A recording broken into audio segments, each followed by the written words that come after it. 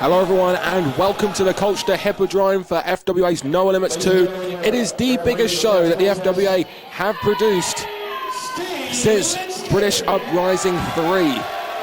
The show headlined tonight by two international matches. The first will be a tag team encounter pitting the FWA British Heavyweight Champion, the South City Thriller Hade Vansen, teaming with the anarchist Doug Williams to take on the Pro Wrestling Noah Global Honor Crown Tag Team Champions Takeshi Morishima and Mohammed Yone. Also, the final match of the evening will be a triple threat #1 contenders match to the FWA British Heavyweight Championship. This match will feature Jonny Storm, Jody Fleisch, and from the States making his FWA debut, former Cruiserweight and Tag Team Champion Billy Kidman.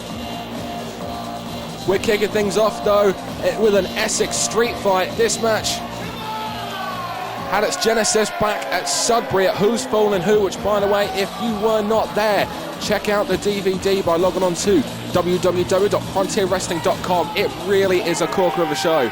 And Paul Tyrrell come dressed for a street fight here, not in his usual wrestling clothes. Just wait 1 minute before you come out here and start calling all the shots and telling these people it's going to be an Essex street fight and getting all these good people of Colchester's hopes up because they came down here to the Hippodrome expecting to see Paul Tyrrell come out in this ring and beat the living daylights, Essex style, out of Darren Burridge. It looks like somebody's already beaten the living daylights out of Paul Tyrrell. Look at those eyes. Well, listen, unfortunately for all my fans here in Colchester today, shut up. Seems like he did have a few fans here, but not too keen on them. I had just been on tour in Thailand, admired the beautiful suntan, really had weight, but unfortunately I had picked up a bit of an eye infection, and I must break the news to you all that there will be no Essex street fight today, because due to the eye infection, under doctor's orders, I cannot wrestle here at FWA, so there is no Essex street fight. I'm very, very sorry.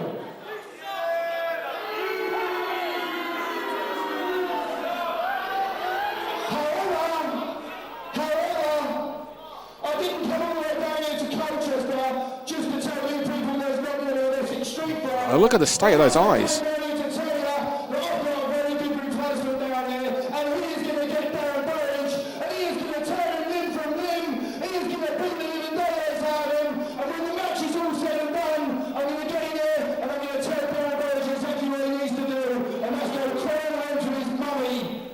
Let's get the next one out here.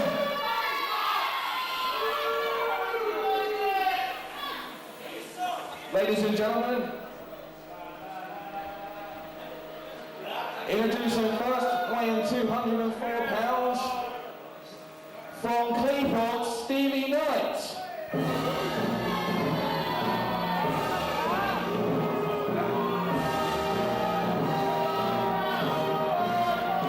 Well, so no Essex street fight due to an eye infection that we can clearly see on the of Paul Tyrrell.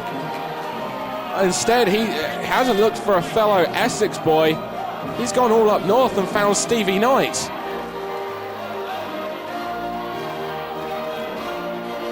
These two have a storied history going back to the UWA in 1999 on live TV. He's definitely found someone that he believes is capable of taking out the pucker one, Darren Burridge, here tonight. And now there's no longer two competitors from Essex in. This is no longer an Essex street fight. This is a regular wrestling rules match.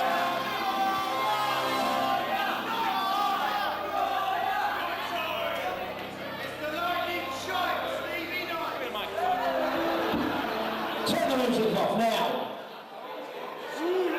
First thing is first. For those people that don't know, but should know, I am British wrestling legend, Mr. Stevie Knight. He's been in the business a fair while, there's no doubt about that. Now I'm going to share some very, very personal information with the people of Colchester. It's been over 2 weeks since I have had a young lady in my bedroom. Can you believe that? However, when the FWA rang me and said, Stevie, we need you in Colchester tonight, I was more than happy to come, knowing all the slappers that lived in the Essex area.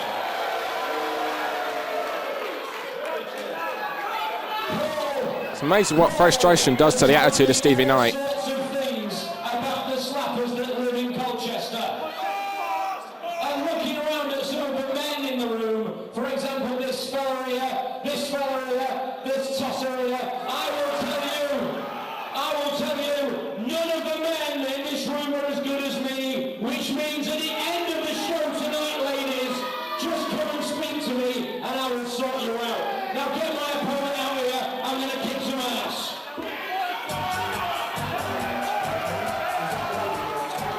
Ladies and gentlemen, here's a Stevie Knight's opponent about to make his way to the ring here at the Hippodrome in Colchester for NOAH Limits 2. The pucker one, Darren Burridge.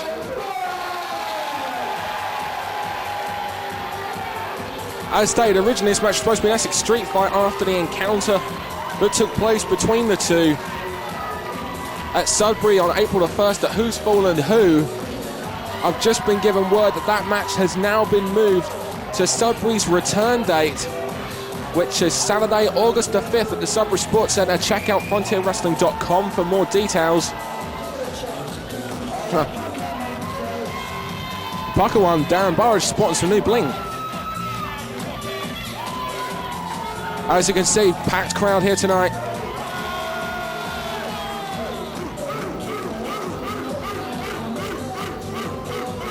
And the fans getting solidly behind the pucker one, Darren Burridge, as always.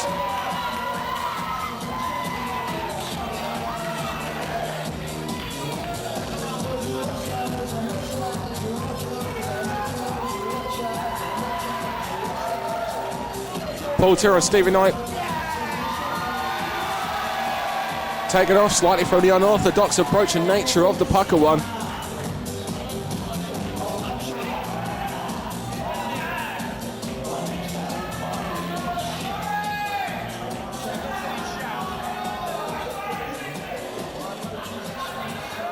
Pucker one has the mic.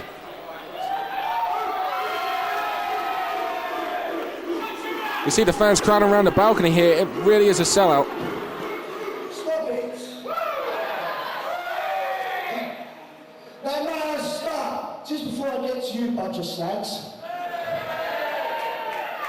The pucker one has come back to wrestling!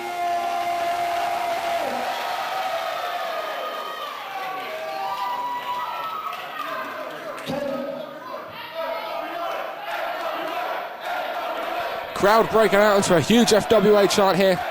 They're happy to see the FWA here in Colchester. Now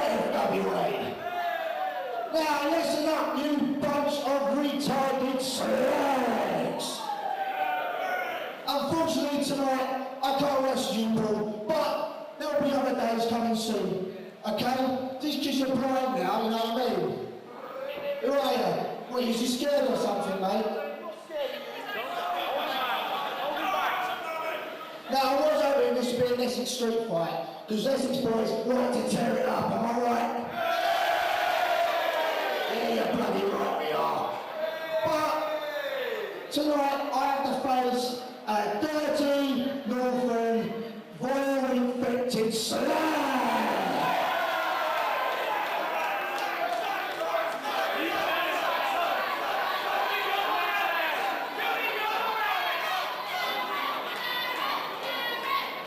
And Paul Tyrell, how dare you? How dare you take the mick out of an Essex girl? How bloody dare you? Everybody knows that the best high-money, world-class birds, they all come from Essex, yes? The only slag in Essex, mate, is your mum. And Stevie Knight knows. Woo.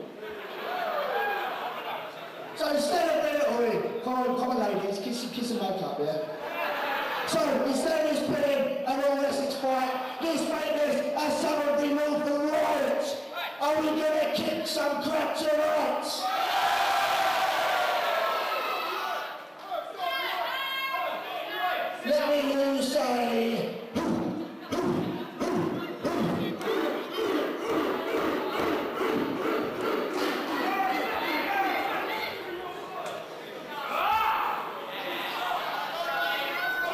Well, the talking seems to be all said and done now, and we are about to begin the first match of NOAH Limits 2 in the FWA's debut in Colchester. It's the Shining Light, Stevie Knight, replacing an injured Paul Tyrrell, taking on Darren Burridge. And the Parker one no doubt wants to garner his first victory here in Colchester in front of his home county fans. Paul Tyrrell seems to be remaining at ringside in the corner of the Shining Light.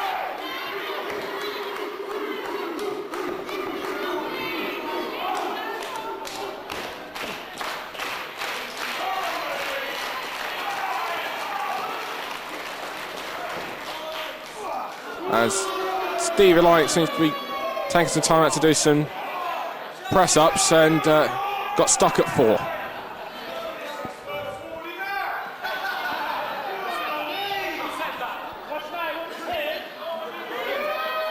Stevie Knight now getting into a war of words with some fans at ringside. He needs to pay more attention to the Parker one.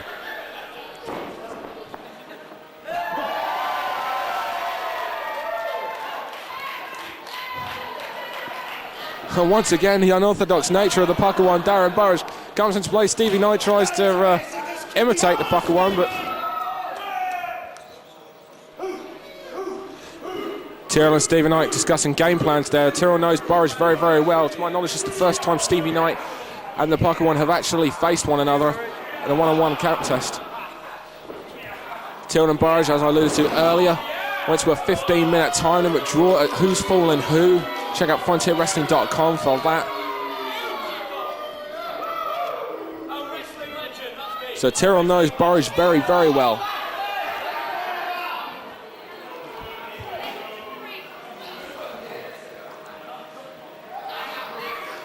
Two of them lock fingers.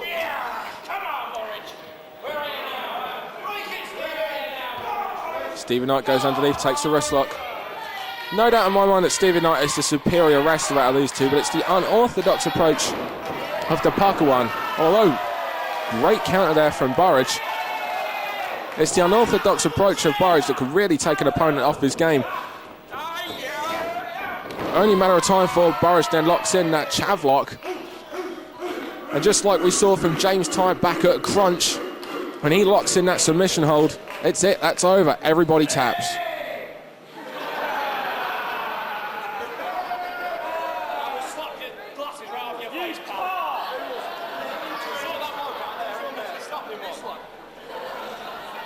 Stevie Knight and Paul Tyrrell again spending a lot of time jaw-jacking with the fans at ringside.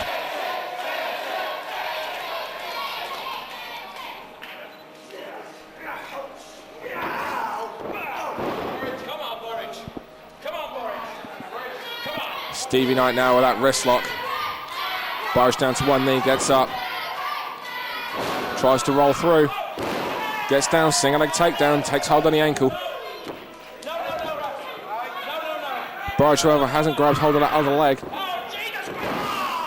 Instead, chooses to switch direction and goes for the arm. Stevie Knight makes his way to the ropes. Referee has to break hold.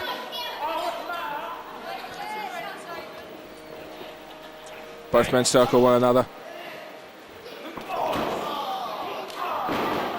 Looked like they were going in for a lock-up, however, Stevie Knight sneaked one in there. The boot to the midsection, and now Stevie Knight takes a hammerlock, steps straight into that side headlock takedown.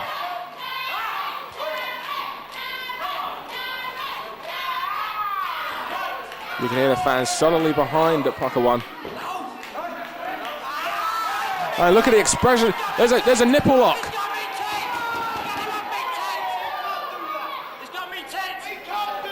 Well, that pretty much explains what he just had there. Stevie Knight doing better commentary than I am. Stevie Knight trying to find a counter. Rolls through, almost gets caught on the ropes there. Managed to use it to his own advantage. Burridge, however, immediately escapes. And Burridge back on top of the side headlock. Stevie Knight sneaks one out. Puts on a hammerlock and drives the knee. Burridge quite close to the ropes there, but instead makes his way to his feet. Going to try a counter. Fans getting behind Burridge again. Burridge goes underneath, keeps holding the arm. and suplexes him over. The shining light Stevie Knight takes to the outside, regroups with Paul Tyrrell, the Essex bad boy. Burridge is on the inside of the ring. They need to be careful. You're not. Just because you're on the outside and Burridge is on the inside does not mean you're safe by any means. Burridge is known for using that Superman dive. And while Tyrrell distracts Burridge, Stevie Knight sneaks from the other side of the ring and attacks from behind.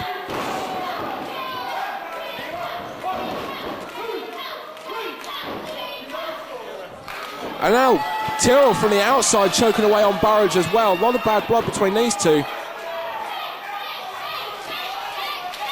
And no doubt when these two compete at the Sudbury Sports Centre on August 5th, we'll see this continue, no matter the result of this match.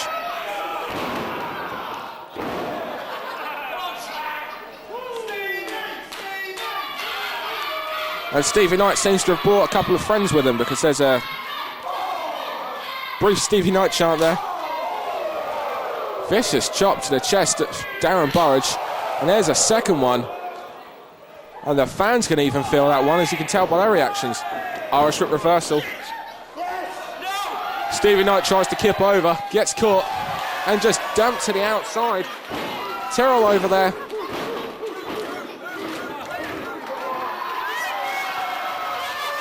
And the furry dice are now on display, and it seems like Burridge is going for that super chav dive. And that's what he hits and takes out both Tyrrell and Stevie Knight. No pretty blue mats on the outside here in the FWA. He hit nothing but the hard concrete floor.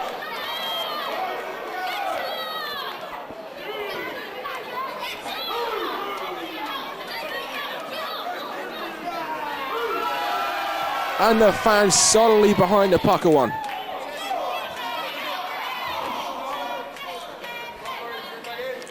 It seems like everything that Stevie Knight has tried so far in the opening contest has backfired, and Burridge remains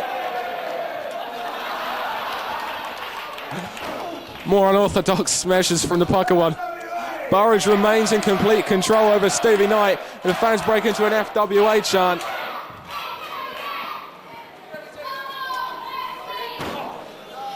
Burridge has been in control for the majority of this opening part of the match. Burridge now going for a suplex. Suplexing Stevie Knight in front, but there's Tyrrell. Tyrrell holding on to the leg of Stevie Knight. Now he's holding on to the leg of Darren Burridge and pulls him down. Darren Burridge now on the outside with Stevie Knight. And now it seems like Tyrrell and Burridge now double teaming. Sorry, Tyrrell and Stevie Knight now double teaming Burridge. And the tide seems to have changed here as the 2-on-1 attack has now led to a change of fortunes for Darren Burridge, as he has dropped throat first on that steel barricade.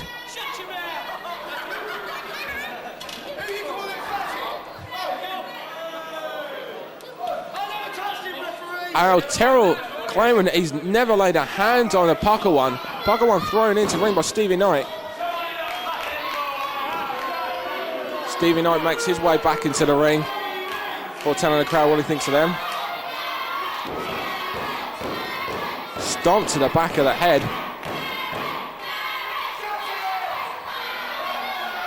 And now side suplex on the pucker one.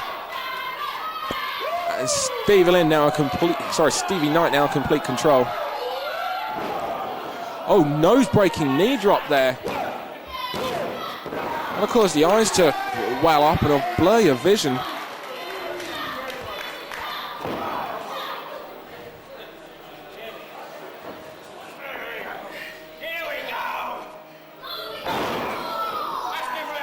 Stevie Knight, who just like Paul Tyrrell is a veteran of 15 years, and a testicle claw. Referee is so busy asking Darren Burridge that he can't see anything. That those aren't the fairy dice that Stevie Lynn is crushing there, I assure you. And that's not the fairy dice that Stevie Knight's taken a bite out of either.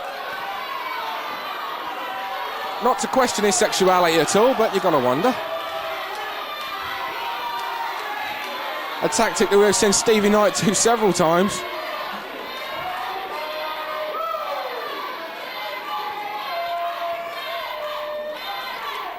Snapmares Burridge from the outside. Next snap there. Stevie Knight expecting a standing ovation, it seems, from the fans. Oh, small package from Burridge. Out of nowhere, Burridge still trying to get one in there, but cut off just as he was going for that double sledge, and Stevie Knight back in control.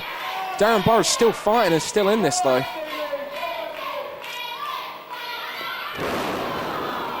Rude awakening style neck breaker there from Stevie Knight. Shining White with a cover. Burridge kicks out at 2. Senior FWA official Steve Linsky and Paul Tyrrell and Stevie Knight both know that was a 2 count. Stevie Knight now locks on that nerve hold on the trapezium of the pucker one, Darren Burridge. Pucker one trying to fill this crowd. As you can see, they're solidly behind him.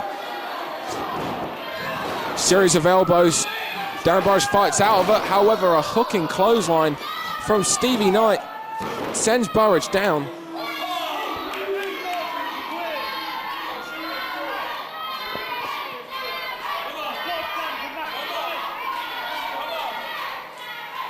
Burridge now trying to make his way back to his feet, but there's Stevie Knight again from behind with that nerve hold. Steve Linsky asking Darren Burridge if he wants to quit, but obviously that's not going to happen, so Stevie Knight just takes to the eyes.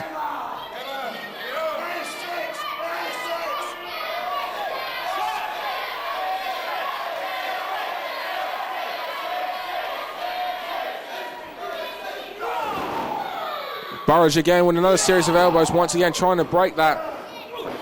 This time when Stevie Knight goes for the clothesline, Burridge ducks it, ducks the elbow.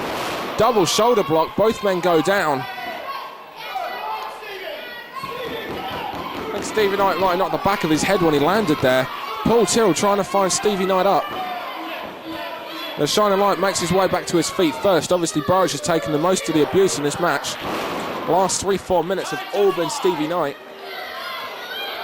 And now Knight slams Burridge down and uncharacteristically is taken to the top, and he needs to be careful he doesn't get a nosebleed up there.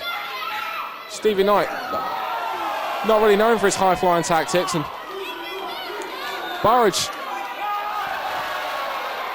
cuts him off. And now signaling for a superplex. If he can hit this, the tide will no doubt change, and Burridge should be able to get his breath back and get back in control.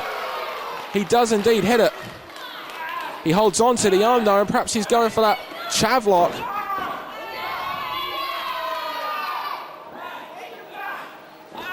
Locks on that arm, he steps through. And there it is, that's the chav lock. He's got it. Everybody taps this, even James Tighe tapped to this back at crunch.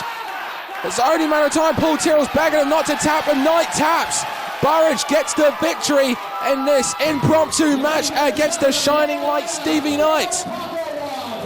Paul Tyrrell comes in to see how Stevie Knight is. Albert Burridge grabs Tyrrell from behind, and he rolls up. Tyrrell now in that chav lock, and now Tyrrell tapping like mad. Burridge gains one over Tyrrell and gets the victory over Stevie Knight, and the winning streak of the pucker one continues. And you've got to ask yourself just how much longer before he gets a shot at the FWA All England title. Or for that matter, with victories over James Tighe and Stevie Knight now consecutively, I wonder how much time before he perhaps gets a shot at the FWA British Heavyweight Champion. Of course, remember, back at New Frontiers, he took Hade Vansen to the limit in that qualifying match. Who's to say he could not do it again and this time come out on top? Seems like big things to come from the pucker one, Darren Burridge.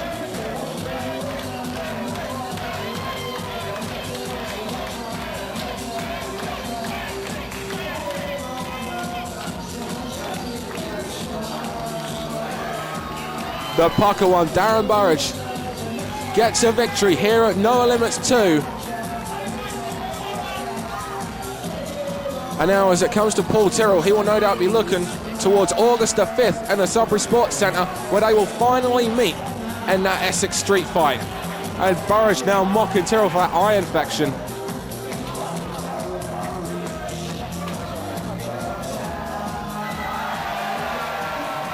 And Tyrrell's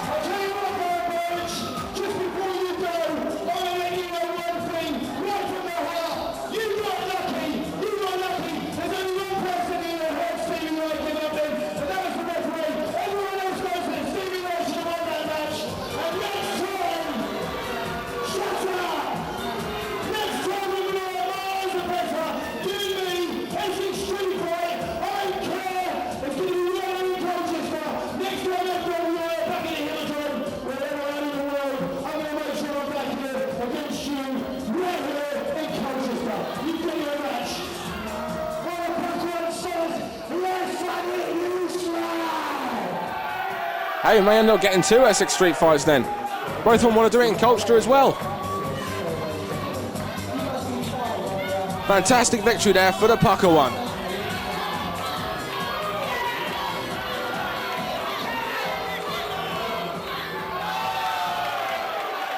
Ladies and gentlemen, let's hear it for Stevie Knight.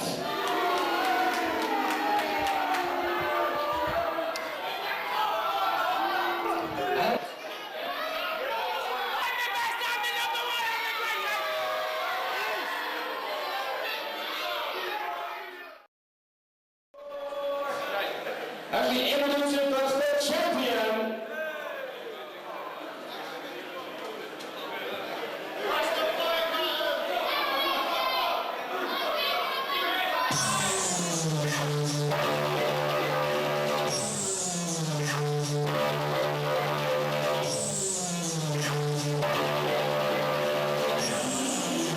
That right there is the music of the FWA All England champion Leroy Kincaid, and there he is.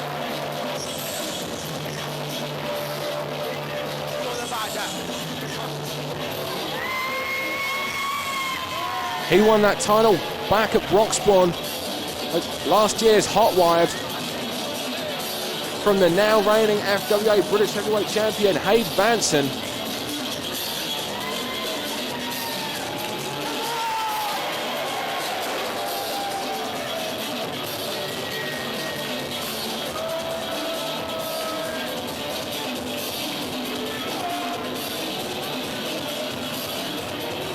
Leroy Kincaid's open invitation for anyone, no matter what promotion you work for, to challenge for the FWA All England Championship.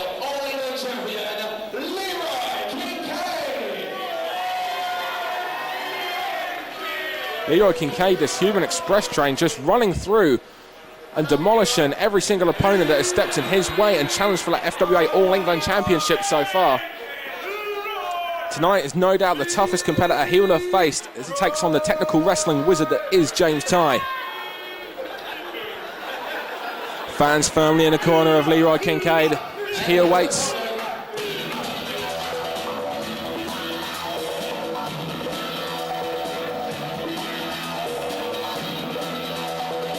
And here comes his opponent. As I pointed out earlier, the technical wrestling wizard, James Tighe. James Tighe, no stranger, and who are those?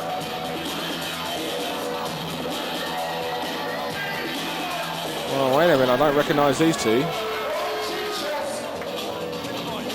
James Tighe taking the microphone.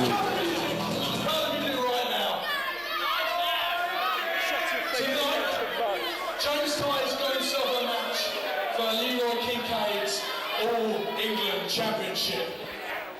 And tonight, I'm going to take that belt off you, Leroy. Kill him, Leroy!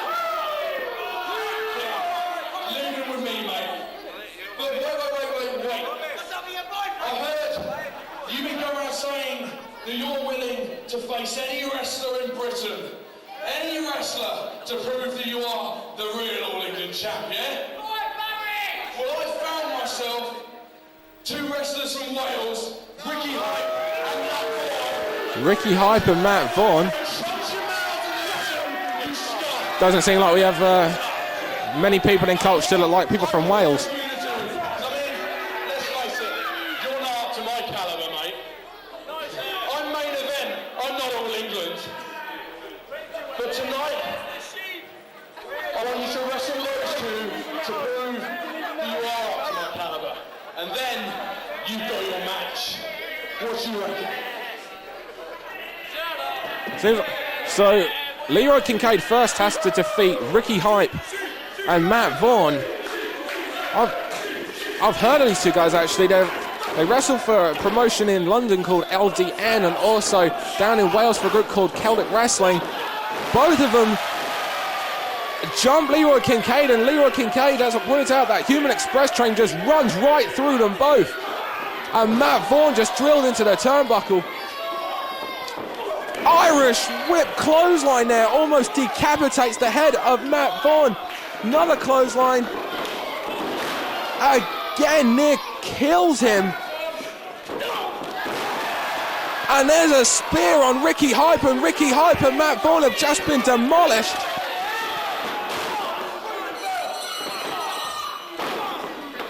And James Tighe now jumps Leroy Kincaid. And his original plan seems to have in one way worked, and it distracted him. And Leroy Kincaid no doubt took a lot of energy to do those high impact, powerful maneuvers.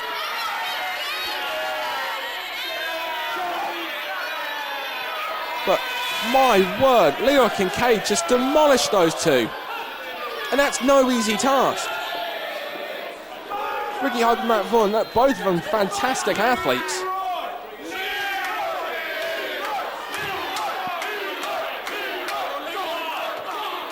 And now Leroy Kincaid trying to fight back against James Tighe. James Tighe has a world of experience ahead of him. James Tighe's main evented the biggest stage of them all over here in the UK. He main evented British Uprising 2 and British Uprising 3. Holds victories over such stars such as AJ Styles. British Uprising 2, he main evented against the anarchist Doug Williams. And now Leroy Kincaid having his arm piece by piece taken apart. That hammerlock slam. James Tighe covers, and you notice how he put all his weight on that arm that he's been working on so far. And now picking up. And Leroy trying to fight back. Series of shots and then a knee to the stomach. But James Tighe just nails that shoulder and arm again, and that sends Leroy down. And James Tighe signaling that All England title is coming around. James Tighe's actually never held a title here in the FWA. Despite all his accomplishments, he has never held a title in the FWA, and this will be his first. It's no doubt making James Tighe even more hungry than usual.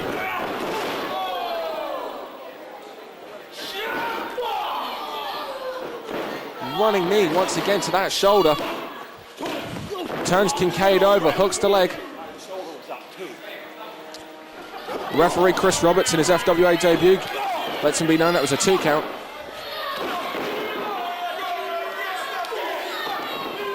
European uppercut there on Tighe. However, it took everything Leroy had to get that European uppercut on him. Ended up injuring his own arm and shoulder again. Tighe keeps the offense going though. Picking up Leroy. Irish whip into the ropes. Hip block, keeps hold of the arm, drops the leg, and there's a short arm scissors. Referee Chris Roberts now asking Leroy if he's going to give up. I seriously doubt we're going to see this. Leroy Kincaid at just 23 years of age.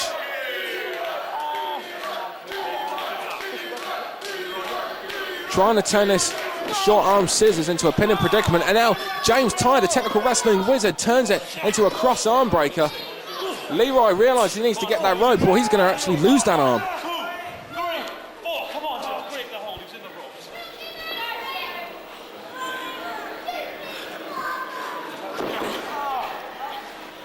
And now James Tighe keeps hold of that arm. Finish, look at him! Leroy Kincaid, known for his powerhouse moves that we saw him dismantle Ricky Hype and Matt Vaughan with earlier.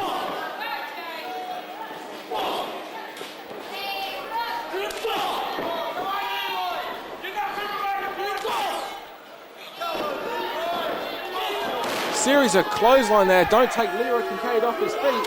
The drop kick does, but that just annoys the big All England champion who explodes with that clothesline. Leroy can only take so much, and it seems like whatever it is, that short fuse of his has snapped.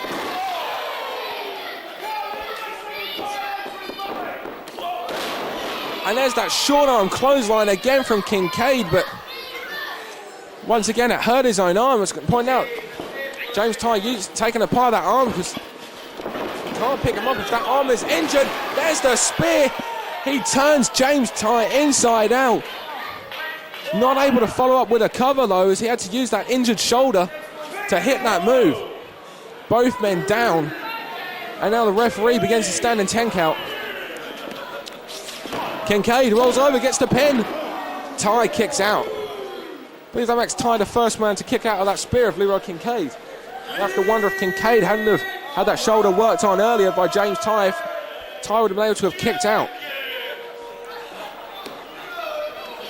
Both men slowly making their way to their feet. Tighe being pulled up by Leroy. Well, out of nowhere, Tighe maybe going for that. No, Death Valley drive. I thought he was going for that tie rack maneuver of his. And both men down again. The referee once again beginning that standing 10 count. And now this time it's James Tighe who's up to his feet first. Now he's having to use the ropes to pull himself up.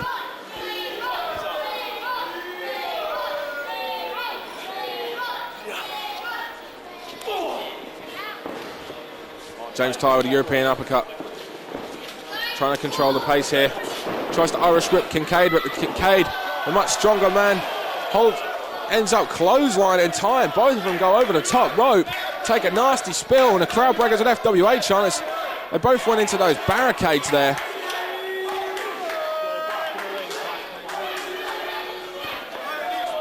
There is a 20 count on the outside here in the FWA.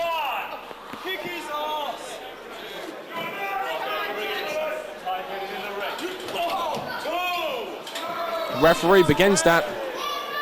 They're now going up on the balcony. Series of European uppercuts. Now both men trading shots. And look at the explosiveness of Leroy Kincaid. Fires in. There's just a rake of the face there. James Tighe goes chest first into that podium there. And Leroy now. Leroy is standing on top of that podium. Somersault plancher over the barricade and over the podium. And both men are down and the referee is still counting. This could take them both out. Leroy Kincaid throwing caution to the wind there. Referee is up to 13 now. James Tighe's on his knees and trying to crawl into the ring.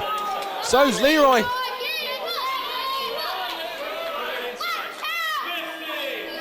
We're on 15 now, and both of them trying to get in the ring. And Leroy and James both pulling one another down.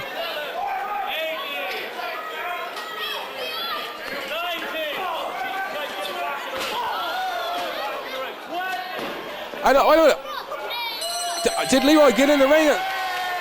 Both of them were fine with one another, trying to push the other off to get the victory, not allowing the other one to get back in the ring. But Leroy Kincaid made it in before the count of 20. Within a split second, Leroy dived in. And Leroy Kincaid retains the All England Championship via countout over James Tighe. Was that somersault plancher off the podium to the outside that really took it out of both men at the end there, but Leroy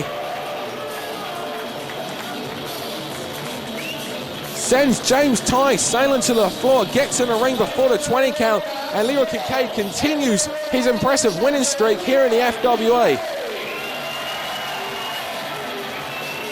And it seems like the fans in the Colchester are very impressed by the explosive powerhouse, this human express train that is Leroy Kincaid.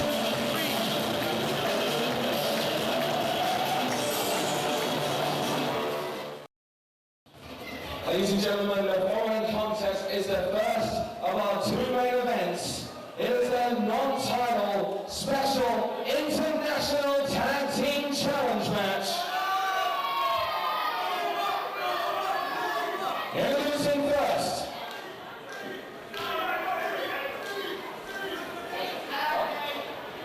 The following contest, as announced there, is a special international tag team challenge contest.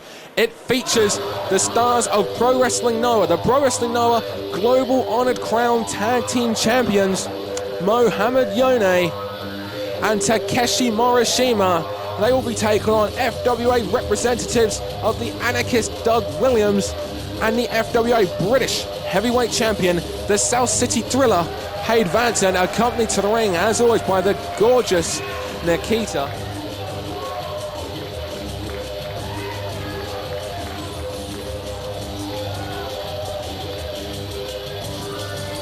It's the first time, to my knowledge, that Hade Vansen have actually competed against stars from Japan. Doug Williams, of course, no stranger to the Japanese scene, has been a regular for Pro Wrestling Noah for a fair few years now. Along with Too Cold Scorpio, is actually one half of the Global Honor Crown Tag Team Champions. They actually lost those GHC Tag Team titles at FWA NOAH Limits 1. This is NOAH Limits 2. If you do not own the first NOAH Limits, again, check out frontierwrestling.com and check out that match.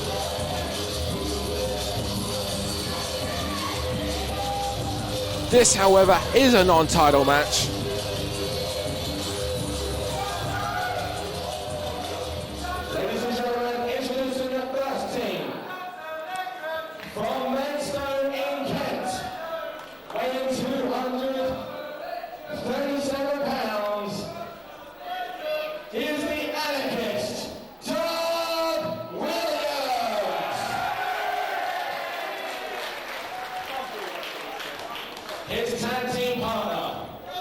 Anarchist Doug Williams there, introduced, former FWA British Heavyweight Champion himself. Ring announcer about to announce Hade Vansen. Hade Vansen seems to have a few words for him.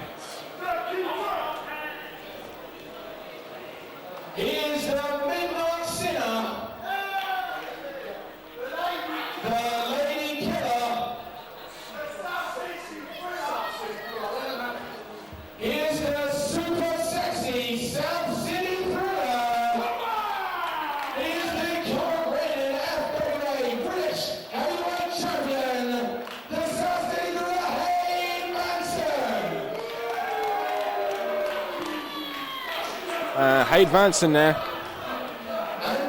Some may say he has an ego. Others will agree.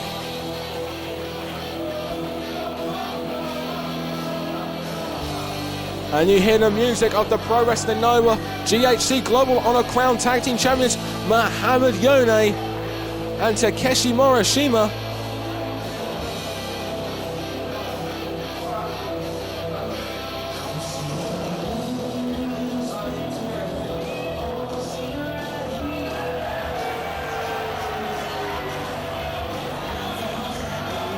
And here are Takeshi Morishima. He is the man that's getting in the ring right now, the larger of the two. And Mohammed, Yone.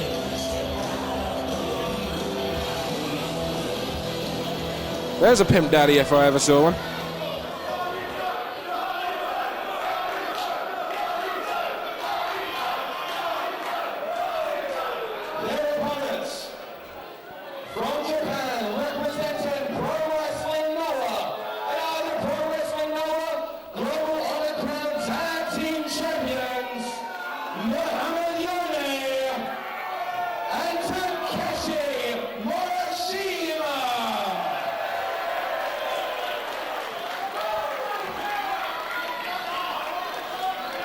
Takeshi Morishima, 28 years of age. Mohammed Yone just turned 30.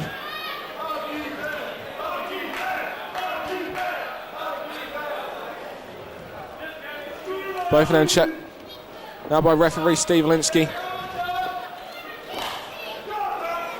And this will be a very interesting match. And now Doug Williams and Hade Vansen jump the Japanese duo.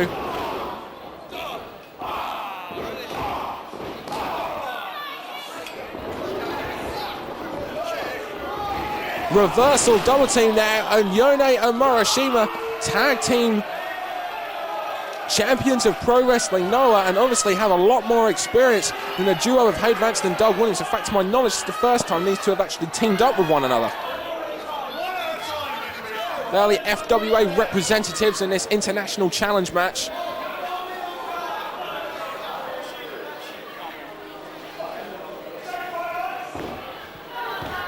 Doug Williams in the ring there with Mohammed Yone, who is in possession of perhaps the most freaking awesome afro I think I've ever seen.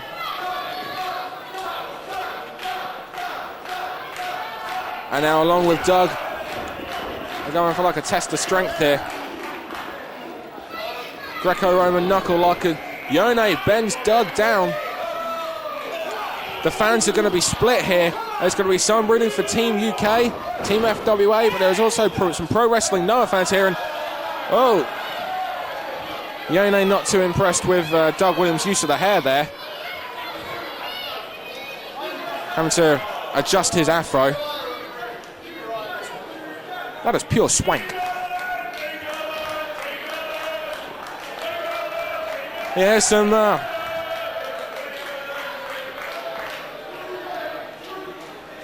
World Cup flavour definitely in the air here. Yone goes underneath with the wrist lock.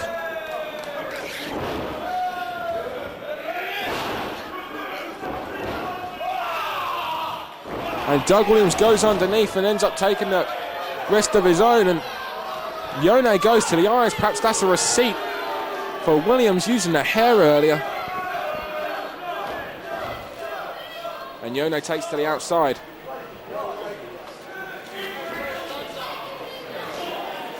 Vansen and Williams now talking strategy over. Takeshi Morishima tags himself in. Takeshi Morishima, everyone expecting big things from the 28-year-old in his future.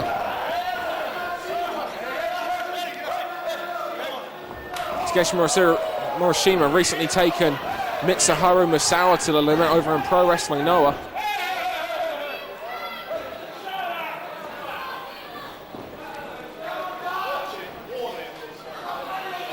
Doug Williams asking Takeshi Morishima to... Well, Doug Williams asking the referee to warn Takeshi Morishima, but I don't think that's going to matter. Takeshi Morishima doesn't speak English. Well, he can say burgers and rice, but that's it. You can see he hasn't missed any meals since being over here. A series of forearms, but looking at the size advantage of Morishima. Morishima's going to win that quite easily.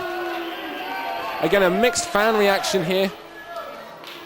Some fans supporting Pro Wrestling Noah, some fans supporting FWA.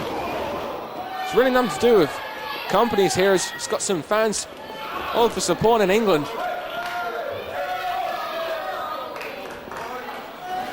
All up for this international challenge match. Double elbow there on Doug Williams. Yone goes after Vansen. Vansen, however, just backs off. Williams rolls away. Goes in for a double axe handle to the sternum there. Backs Yone into his corner. Tags in Vansen. And Vansen, for the first time in this match, blocks the foot. Series of knife-edge chops and forearms there.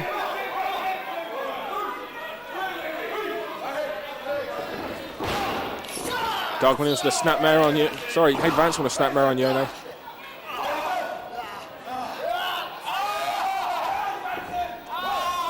Reverse chinlock, and here comes Takeshi Morishima. Takeshi Morishima now with that reverse chinlock on, and now we got all four men. The referee counted. They had to the count of 5. It would have been a double disqualification. Every single man broke on a count of 4. Vansen goes to pick up Yone, uses the afro to do so, which is obviously a cardinal sin. Forearm shot, and then a follow-up with a South City kick. Yone asking for more. What? Vansen bounces off those ropes and takes a kick from Yone. Yone then hits off the ropes and gets hit with a forearm, responds with a kick, but goes down with another roaring elbow shot there from the Thriller, the FWA British Heavyweight Champion. Yone now charges Vansen now into his corner. Now it's Vansen's turn to be in the wrong corner. And now Yone tags in the big Takeshi Morishima. Double team there. Referee with Doug Williams. doesn't fold well for his partner, the South City thriller, Hade Vansen. Must point out that whenever the Pro Wrestling Noah wrestlers have come to the UK, Doug Williams has only actually lost one match against them. It was just that was for the Global Honor Crown Tag Team Championships.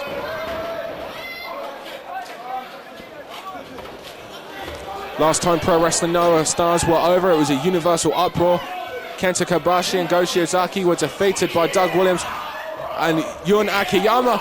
And there's a mile-long stretch with a flying knee there from Mohammed Yone, running that kind of distance so he can get all that extra pressure.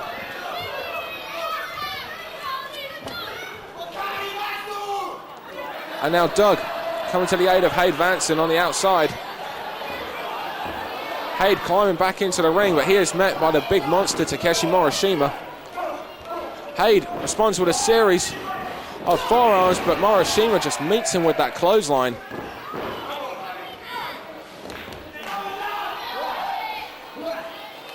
And now Vansen at the mercy of Yone and Morishima as they make a wish.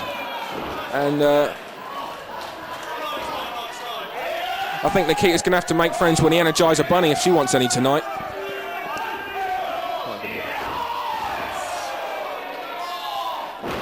Oh, and there's a low blow from Yone, and Yone now claiming that Vansen hit the low blow, and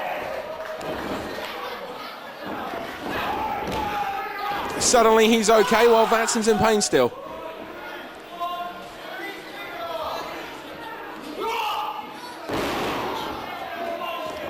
Yone hit that. What a leg drop from Mohammed Yone.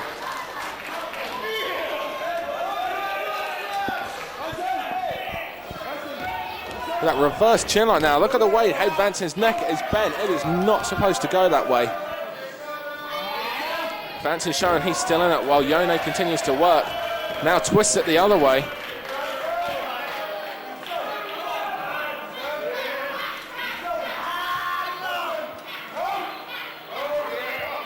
Vansen trying to fight out of this.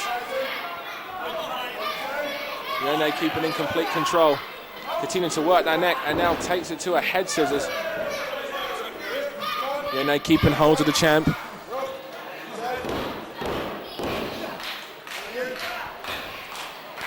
Fans getting behind Hade Vansen, something that doesn't happen very often. Vansen tried to roll through, get the head out. Yone rolls back in control.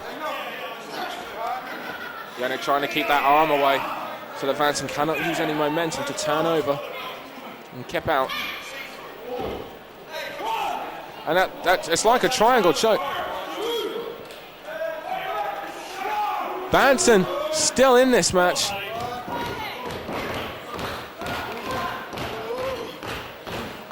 Despite the legs almost choking him out there. Hade Vansen rolls out, but Yone keeps hold of him, tags in as Yone was in his own corner, and here comes Morishima.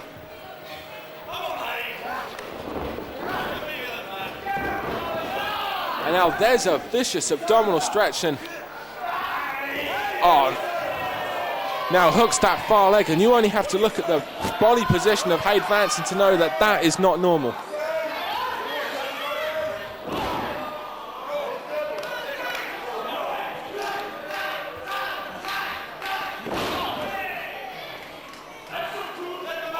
Morishima with another stomp to the back there.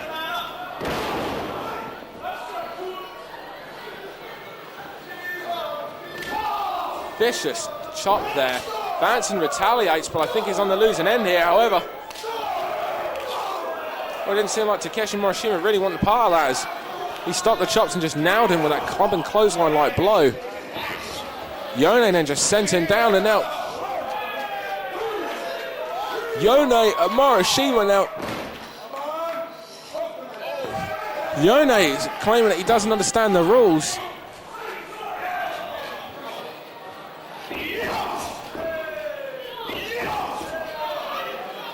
And Vansen just being demolished by Yone and Morishima. And Vansen needs to make the tag to Williams now. He's been in this ring on the defensive for at least 5 minutes.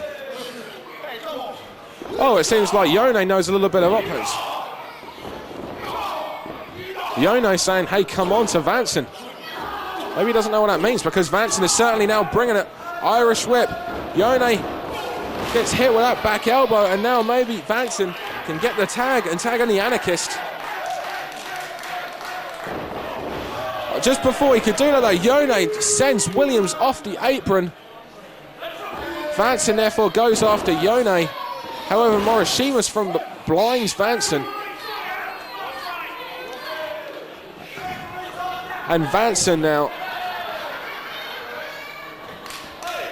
is backed into the corner, and here comes Morishima, who almost kicks the face of Vansen off and into the 17th row. Suplex attempt now by Vansen. Sorry, by Morishima. Vansen, however, is blocking it. Well, what strength by the champ.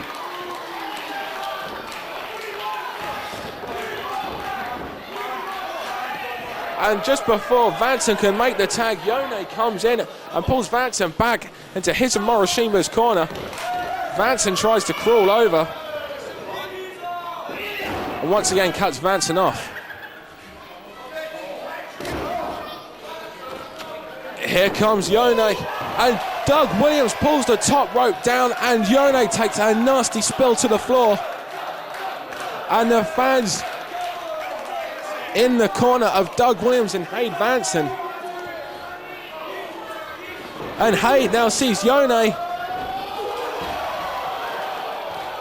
and sandwiches Yone between his own body weight on that suicide dive and the steel barriers. Doug Williams now throws Hade back into the ring so that Hade can make the tag.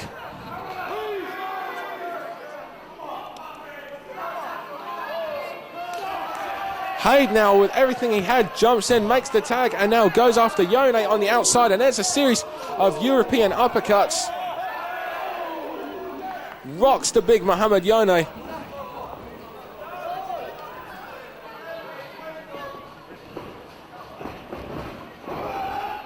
Doug Williams drives that knee down.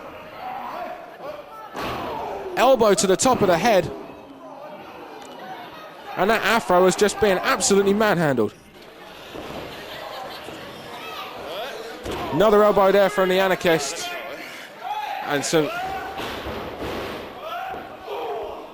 running knee there as Doug Williams seems to be trash talking Yone. Not that Yone will understand.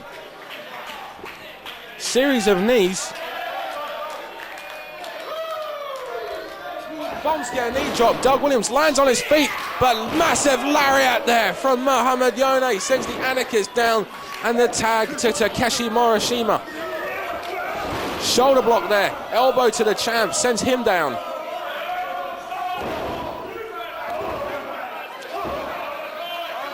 And now Doug calls in the champ, and the two go for a double clothesline. Morishima just runs right through, double shoulder block. Sends the anarchist and Vansen down. And now Morishima with a double headlock takeover, like a suplex there. What strength from the big man. Morishima now charges in with a massive lariat. Backdrop driver attempted by Morishima. Williams, however, hits the ropes and gets flattened there by a massive vertical avalanche splash there from Morishima. Morishima is completely dominating Vansen and Doug now.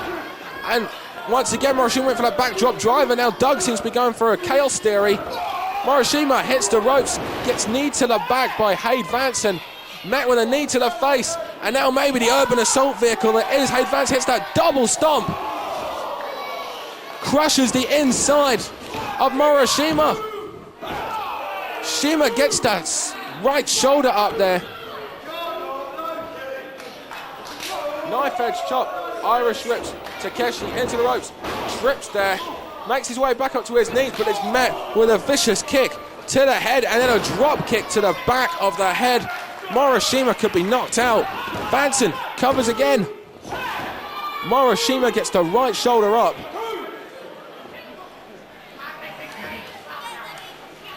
And Vansen and Williams are now in complete control, and an impressive showing from the FWA British Heavyweight Champion.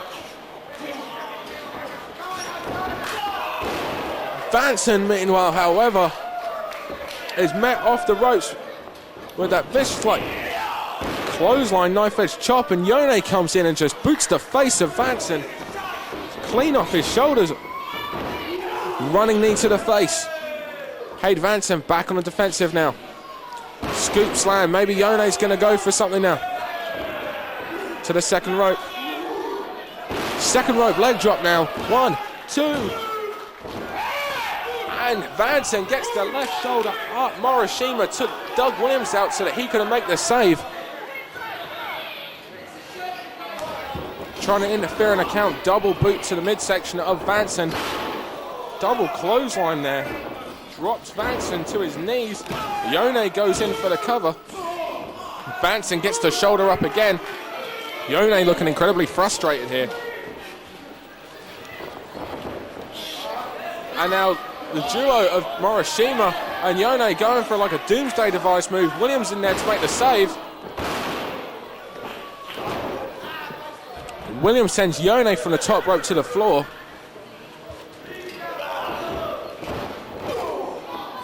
Williams gut-wrench suplex there. And now Vansen to the top rope. Swan dive headbutt there. Gets a 2 count on Yone. Morishima's back in now. Boot to the chest. Sends him down. Doug Williams. Doug Williams hits a German suplex on Takeshi Morishima. There's Yone with a spinning heel kick, and there's that right-off clothesline from Vansen, and now all 4 men are down.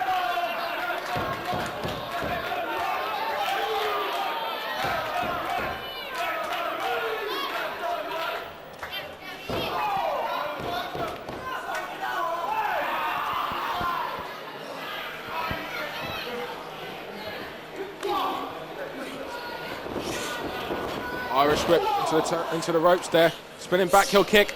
South City Driller. That'll break her neck. And also flatten the afro. And Mohammed Yone kicks out, showing what he is made of.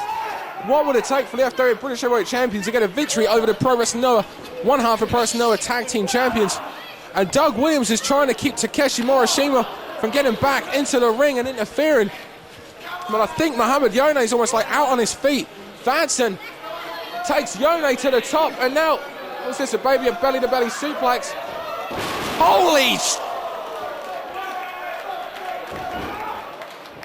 Holy afro kill. 1, 2, 3. Hade Vansen gets one of the biggest victories of his career, defeating Mohammed Yone. And what a victory for Doug Williams and Hade Vansen over the Pro Wrestling Noah Global Honored Crown Tag Team Champions.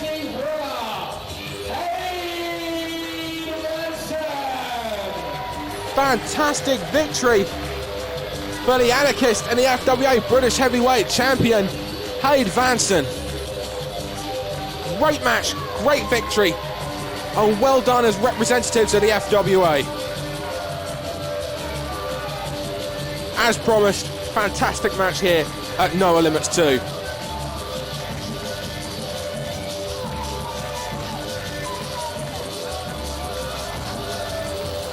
And Vansen once again proves all his critics wrong.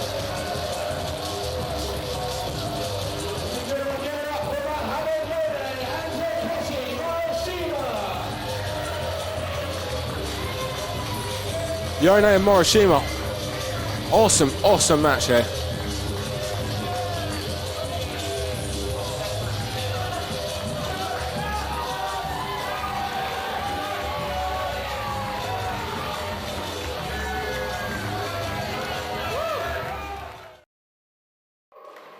The following contest is the final and deciding bout in a best-of-3 series.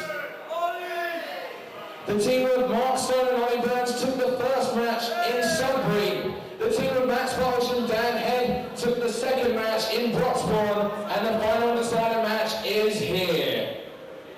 Introducing first. As stated there, the final and deciding match of this best-of-3 series is right here at NOAH Limits 2. Mark Sloan and Ollie Burns, collectively known as the EntouRAGE, against Dan Head and Max Voltage. Through questionable means, Ollie Burns and Mark Sloan took the victory at Sudbury thanks to the use of some powder in the face. None of that took place and transpired at Broxbourne, meanwhile, as Dan Head and Max Voltage secured the victory in just 6 minutes over Ollie Burns and Mark Sloan back at Crunch. And now tied at 1 apiece. Sloan and Burns against Max Voltage and Dan Head. We will have a deciding winner here this evening.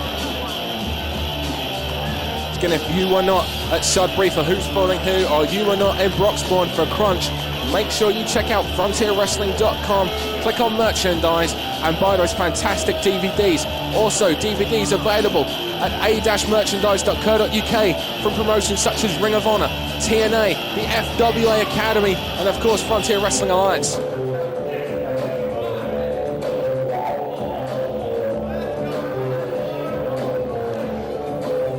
The specialist Mark Sloan, the founding father of the FWA. Tag team champions, the team of Ollie Burns and the specialist Mark Sloan. As introduced there, they are the FWA Academy Tag Team Champions. And their opponents.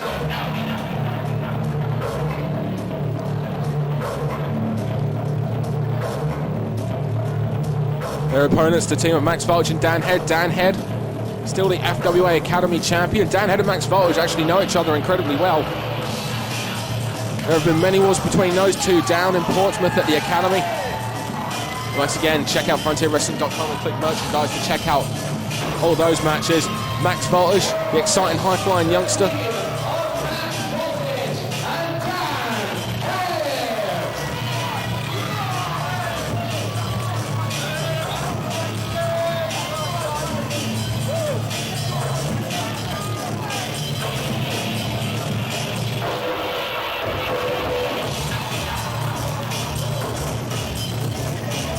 Dan Head and Max Voltage coming in with the momentum on their side. They gained the last victory back at Crunch.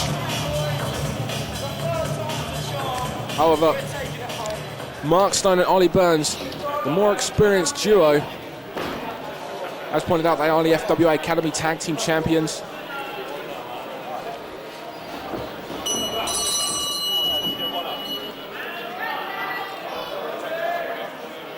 Mark Sloan also has the distinct advantage of being the trainer of all 3 other men in this match.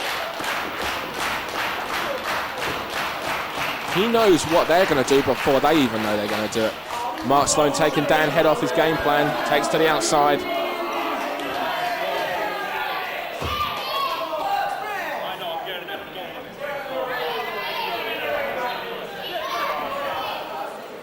Mark Sloan and Ollie Burns taking their time. Mark Sloan mocking the crowd here.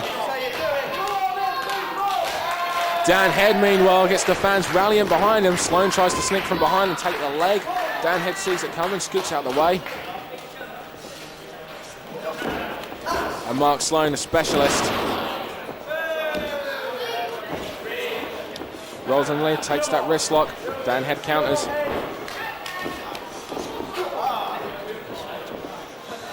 Mark Sloan already has an injured shoulder, as you can see. Well, a normal wrist and arm lock isn't the same for when a specialist has it. Mark Sloan goes underneath, hooks under the arm, uses the body to take over. Great technique. Rolls over, keeps hold of the wrist and drives the knee into the shoulder. Come on, get off the hair.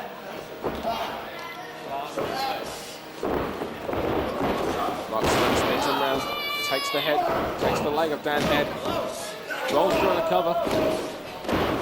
Dan Head counters, gets that crucifix pin, both men get a near full. Mark Sloan tags in Ollie Burns.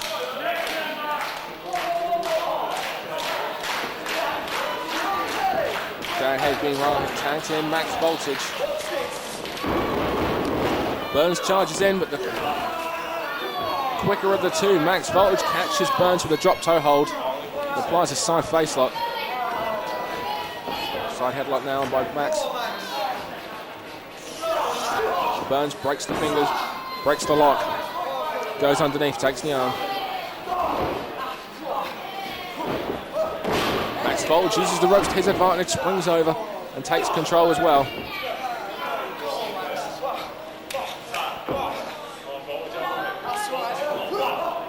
For more information on both these duos and the FWA Academy, log on to www.fwatraining.co.uk. If you want to be a wrestler, that's the place to go to.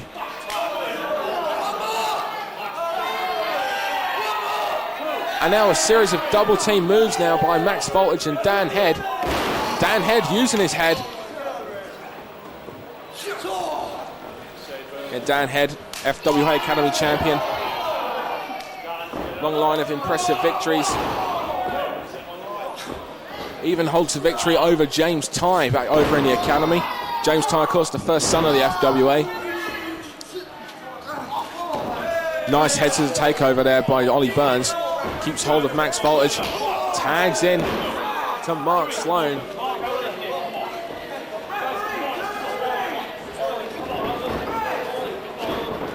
Irish whip. Well, I'm not quite sure what's going on here. Double body scissors attempt now. Head scissor and a headlock takedown. Bit of a mixed response here from Max Voltage. Springboard clothesline to the outside. Takes down both Burns and Sloan. Fans a little bit more behind that.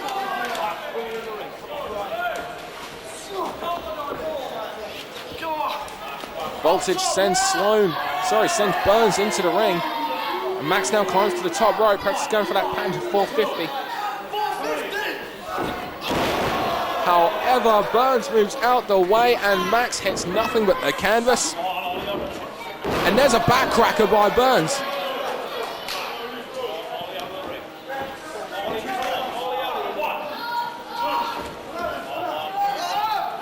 There's a double foot stomp. Tag team wrestling at its best there. And these tag team specialists are Mark Sloan and Ollie Burns.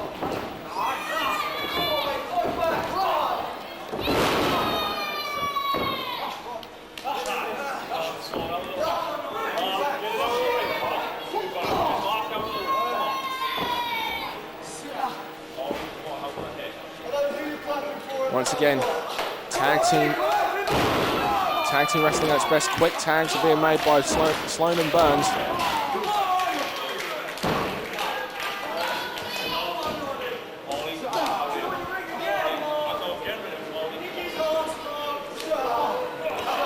Now Sloan with that side headlock on. Sloan and Burns, of course, just 15 days ago were involved in the tag team steel cage encounter against Mills and James down in Portsmouth. Another FWA Academy show. Again, check out frontierwrestling.com where you can buy that classic encounter. Vicious take pity kick there from Mark Sloan to the spine of Max Voltage.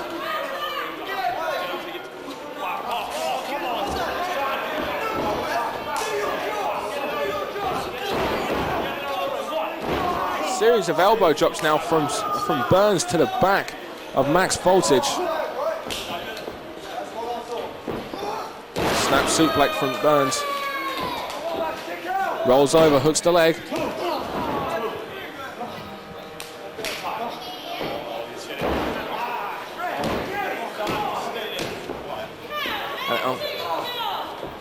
Backbreaker from Mark Sloan. It's obvious they're just taking apart Max Voltage, continuing to work on the back here.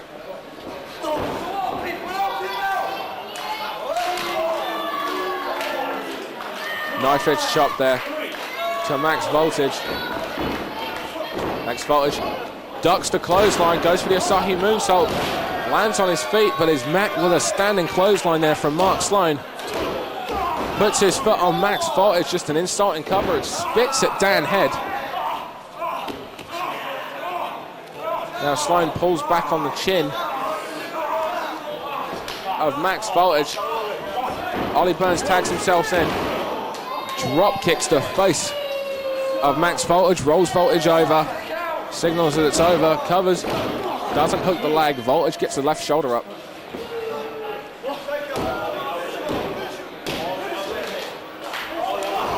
Voltage now trying to fire back. Show he's still in this match, but Burns keeps trying to stop any kind of momentum that Max keeps trying to build. Series of forearms now. And Max Voltage full of energy. Out of nowhere. Shoulder block to the midsection. Maybe going for another one of those top rope springboard maneuvers that Voltage is known for. However, Ollie Burns cuts him off with that palm strike.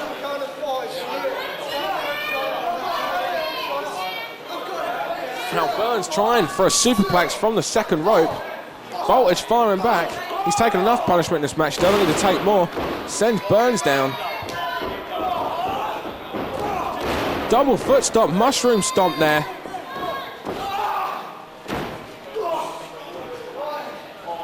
Burns catches Max Voltage, who delivers a knife edge chop. Serious knife edge chops now on the top rope. Ace crusher from the top from Max Voltage.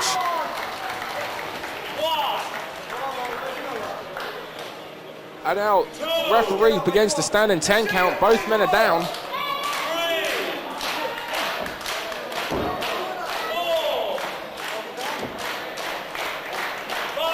Referee's up to 5. Both men need to make their tag. Max Voltage tags in the Academy champion Dan Head, who clotheslined Sloan, who clotheslined Burns. There's a headbutt. Second headbutt. And here comes that singer-led flatliner of Dan Head, patented move. 1, 2. Sloan in to make the save and takes out Max Voltage on the outside.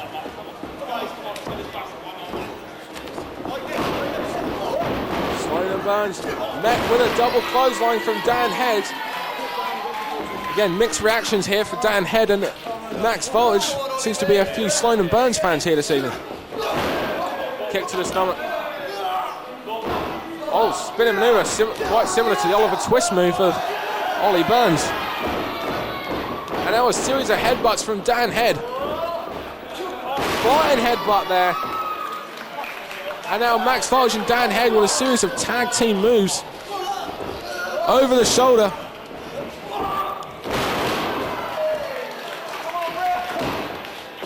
And Sloan makes the save.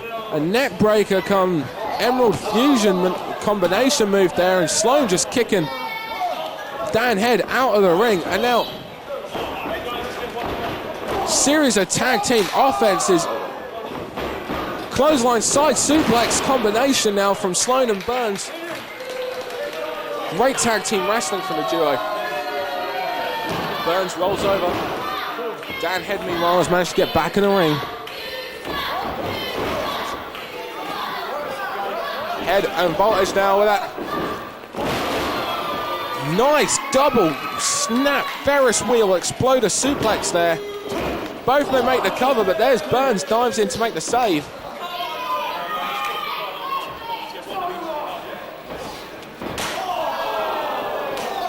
And Mark Sloan just taking out the hamstrings of Max Voltage. And there's a step up enziguri to the back of the head of Max Voltage. Double team performer moves here. Enziguri, Yakuza Cook. That'll be it. 1, chalk one up. 2 to 1. No. Dan Head gets the shoulder up. Ollie Burns tries to keep Max Voltage on the outside. And now they're going for that tag team finishing move. There's variation of the crossface mixed with that take pity soccer punk kick. And that's it. 1, 2, 3. The victory is given to Mark Sloan and Ollie Burns. The EntouRAGE win this series 2 to 1. A series of great, fantastic tag team wrestling.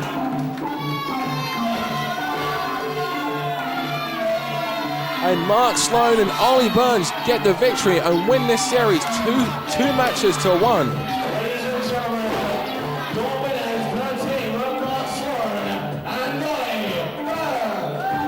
And you gotta wonder just when the team of Sloan and Burns will be in line for a shot at the FWA Tag Team Championships.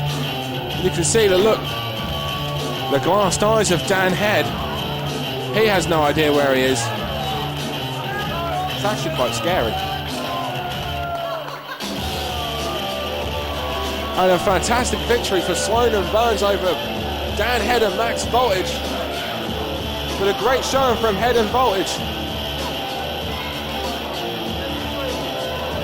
And Dan Head, the FWA Academy champion, suffers a rare loss.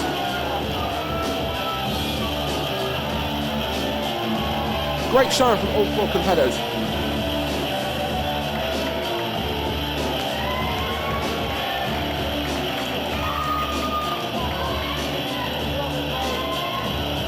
Ladies and gentlemen, give up for Max Voltage and Dan Head.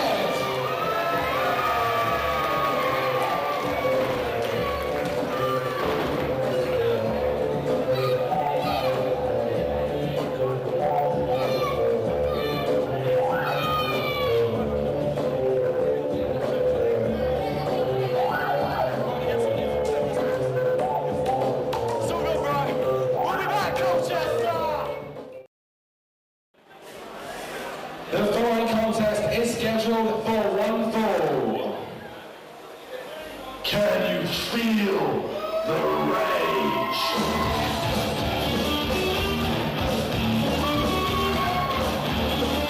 And Charlie Rage, this paid assassin, this mercenary figure, in his first official match in the FWA, Charlie Rage, this mercenary figure,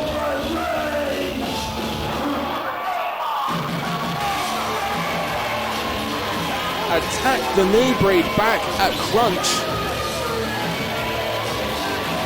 We don't know if he's with Dean Ayas, we just know that he was paid off by Dean Ayas and was a backup plan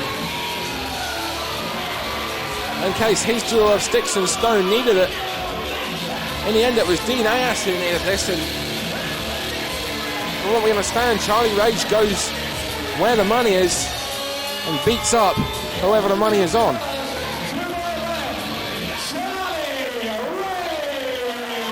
And in his first official match here in the FWA, Charlie Rage, no doubt be making to look an impression.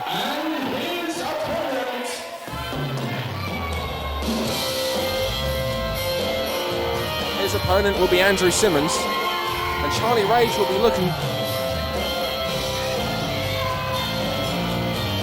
to just physically take apart Andy Simmonz. I really would not want to be in Simmonz' boots right now.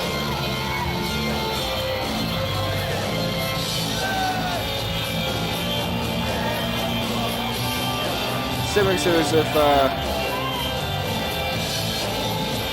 can be occasionally a bit outspoken.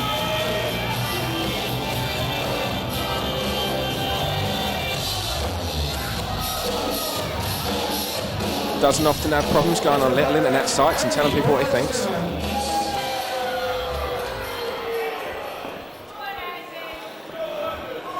"21 years of age.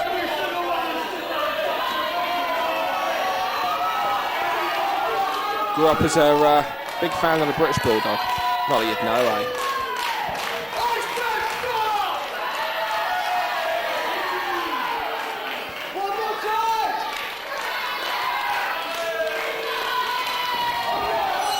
And Charlie Rage jumps Andy Boy Simmonz from behind him. Charlie Rage just going to physically dissect Andy Boy Simmonz. Nice clothesline there from Rage. And a vicious leg drop. And there's a vicious uppercut, sends Simmonz into the ropes. Simmonz, who had the greatest run of his career when he was with the FWA, when he was known as the Butler Simmonz, along with the Duke of Danger, as part of Hampton Court. And Simmonz gets caught there, no longer going with that Butler gimmick, of course. Far too good for that. Simmonz then gets using that fall-away slam. And Rage now with a series of boots to the head. And Simmonz almost being punished here by this mercenary figure. Irish whip into the opposite corner. And Charlie Rage just charges into Simmonz. And that's a hell of a snapmare there. And now just raking at the face. That must seriously hurt. And there's a jumping knee straight to the bridge of the nose.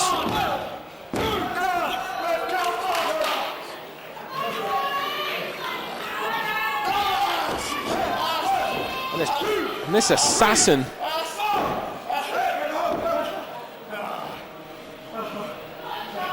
with another European uppercut there. And Andy Boy Simmonz has had practically no offense in this match whatsoever. I'm sure once he realized he was facing Charlie Rage, he knew he was in trouble. Charlie Rage seems to be in a completely different league to that of Simmonz.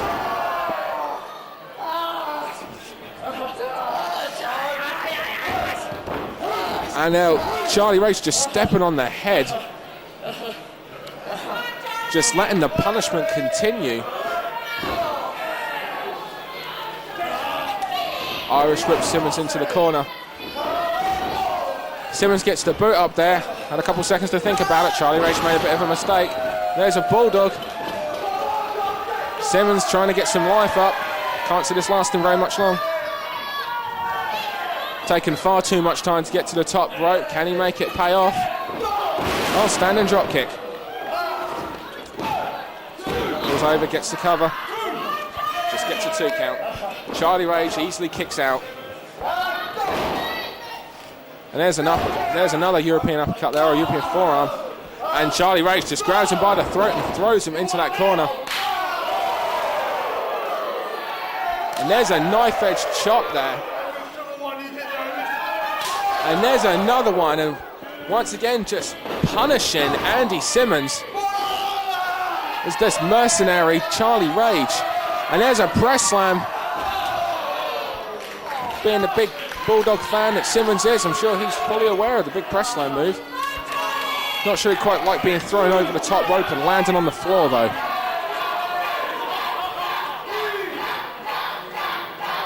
Charlie Rage is enjoying every single minute of this. And Charlie Rage now hitting the ropes, and oh my lord! And the big monster Charlie Rage with that somersault senton like leg drop there to the back of the head. Charlie Rage is practically killing Andy Boy Simmonz. I'm sure Simmonz wishes this match would just be over. I'm sure if he could quit, he would. But Charlie Rage just continuing to punish him, and is dropped nose first onto that steel guardrail. Vicious chop.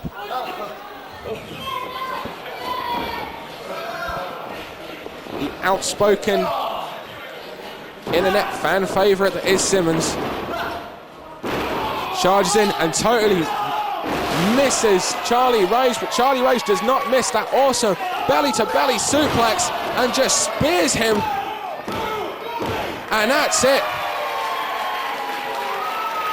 Andy Boy Simmonz is just taken apart by Charlie Rage in an impressive debut match. For the winner, Charlie Rage.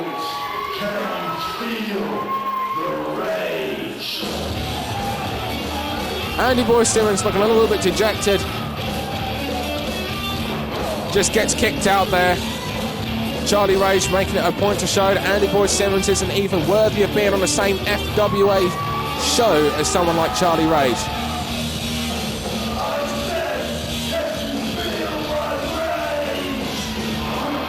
Andy Boy Simmonz made to feel the rage of Charlie Rage. Andy Boy Simmonz barely got in any offense there whatsoever.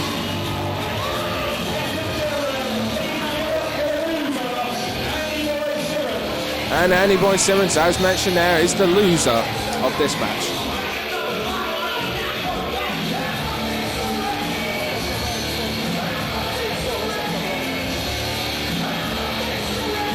Couldn't quite understand what Simmonz said then, but it doesn't really matter. Charlie Rage, the winner with a microphone there.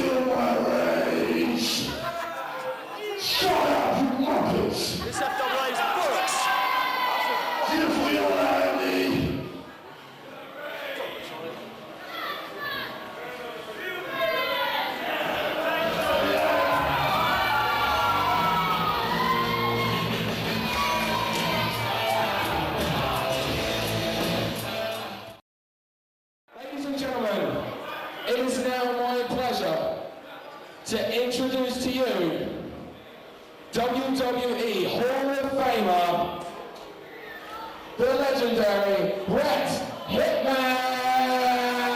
Hart.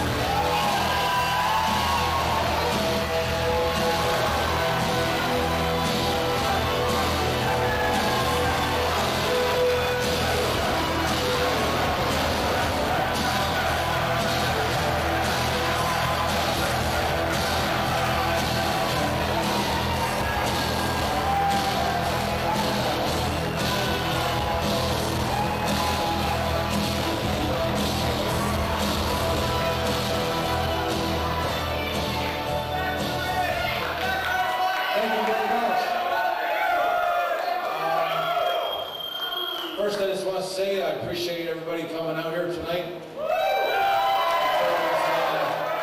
It's always a real pleasure for me to get back to the UK in any way, any shape or form. And glad to be here. I've had a lot of my greatest memories were right here in this country, and that's the truth.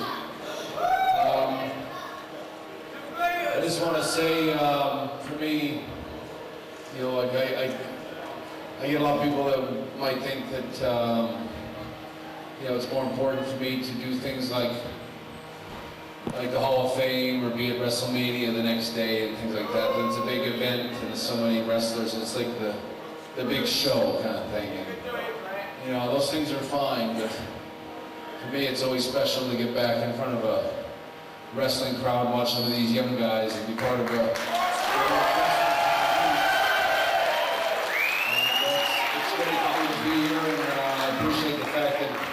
many of you came out and came to see me, and hopefully everybody will get an autograph, and somehow in some shape or form that this, you know, by coming here today, you'll get something to take back home with you.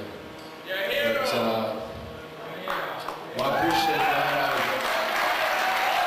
I always try to live up to everything I said I was in the ring, and it's nice to see that so many fans still remember me that way.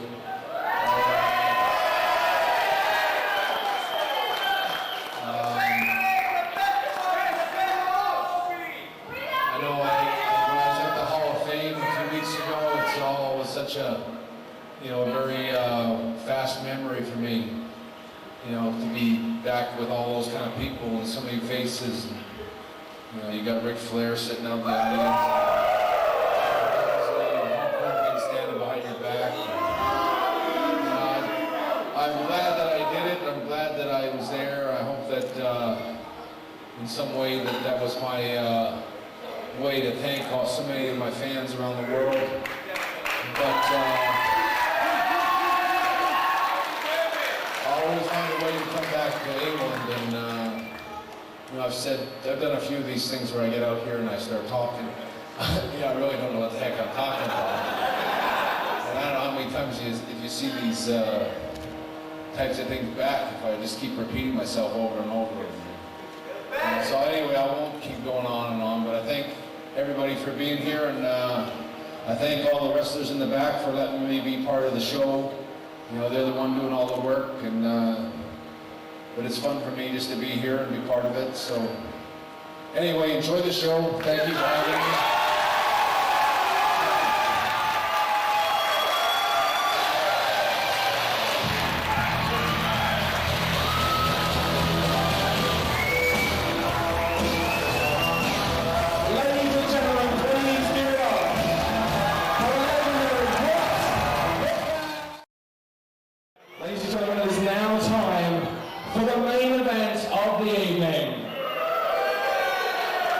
I said it is now time for the main event of the evening. This is a #1 contendership match for the FWA British Heavyweight title. The winner will be able to get a title shot at a show of their choosing.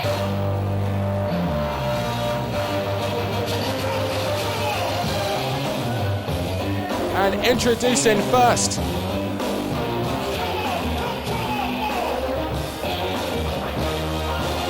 a former FWA British heavyweight champion.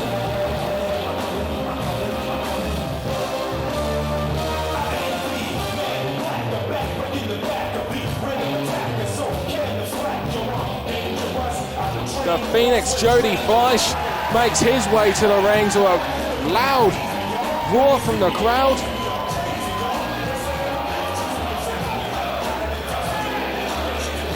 Here's a former FWA British heavyweight champion. He knows what it's like to climb to the top of the ladder and become FWA champion, and he wants to be there again. The Phoenix Jody Fleisch, the man who revolutionized British wrestling in what is no doubt going to be a hot three-way dance.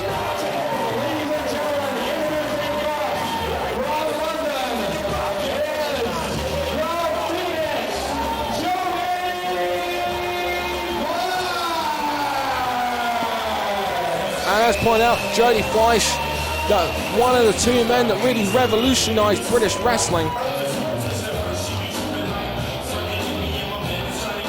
And the man that he revolutionized British wrestling with is the next man in this three-way dance.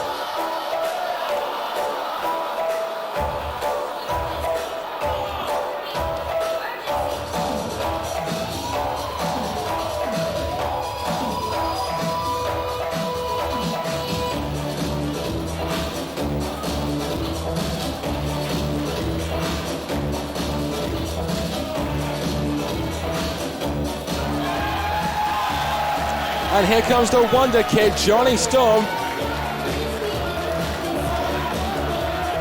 He and Jody Fleisch revolutionized British wrestling scene with that awesome high-flying cruiserweight style wrestling.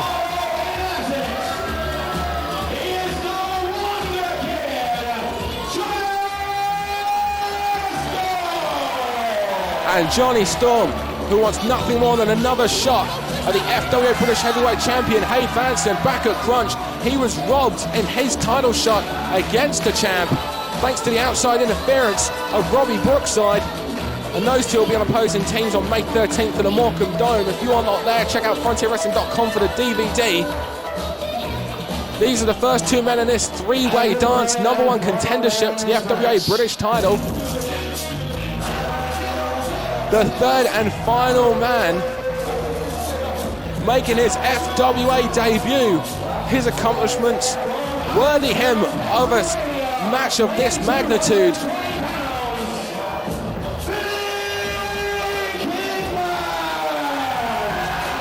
And here is Billy Kidman making his FWA debut.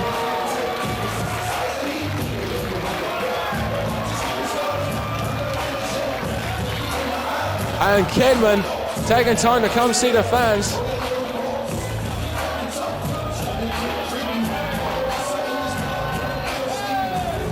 That's one hell of a $3,000 jacket he's wearing. Oh, what a three-way dance we're going to see here this evening. It's main event time here at the Colchester Hippodrome. Kidman, Jody Fleisch and Jonny Storm, number one contenders match.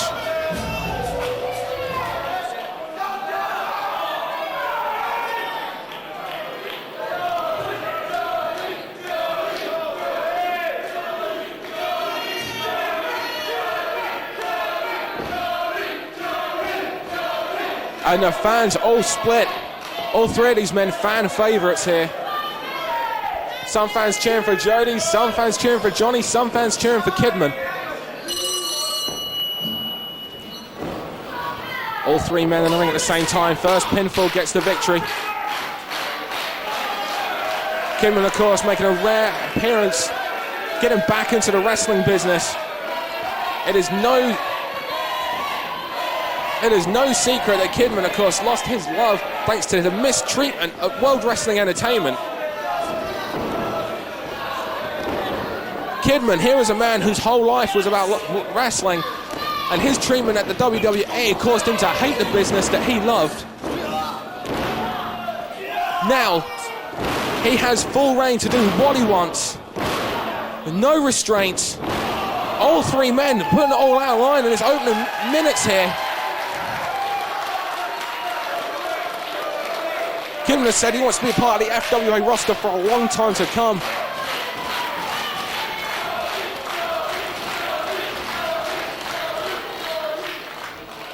All three men shaking. Whoa! I was going to say all three men shake hands. Jonny Storm and Kidman shake hands there. First it started off with Jody Fleisch and Jonny Storm double teaming on Billy Kidman. Now it's Kidman and Jonny Storm teaming on Jody Fleisch. Irish whips Kidman into the ropes. Oh, Jody Fleisch tries to go over the top. Hits that sunset. Kidman tries to catch him. Rolls him under. Kidman grabs hold of the ropes. Breaks up the count. Jonny Storm sends Jody Fleisch into the ropes. Back elbow there. And now Kidman goes after Jonny Storm. Irish whip. Beautiful standing drop kick from Kidman. Rolls over. Nice tight cradle there. Tries to get a quick victory. Jody Fleisch gets reversed into the ropes. Big back body drop there. And out.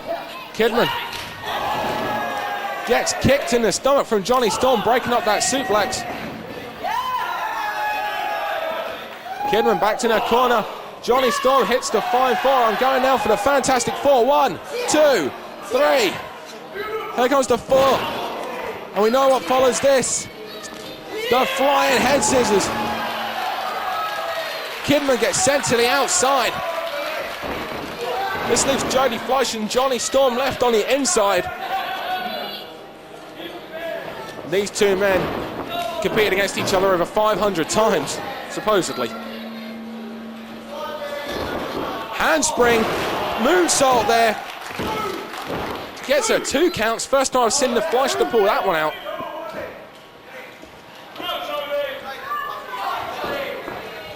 Fans splitting who they want to win this match. Jody Fleisch setting up. Jonny Storm perhaps going for that Phoenix Star press. Kidman and Jonny Storm, of course. Kidman and Jody Fleisch, of course, share the same finishing move. Or trademark move, that shooting star press. Jody Fleisch went for the moonsault, misses. Kidman immediately capitalizes on him. Goes for the cover. Series of forearms now. Kidman Irish whips Jonny Storm. Jonny Storm gets caught on the shoulders of Kidman. And trying to set him up for something. Well, I never saw Kidman do that before. We're seeing a new Kidman here. Kidman reinvented Frontier style.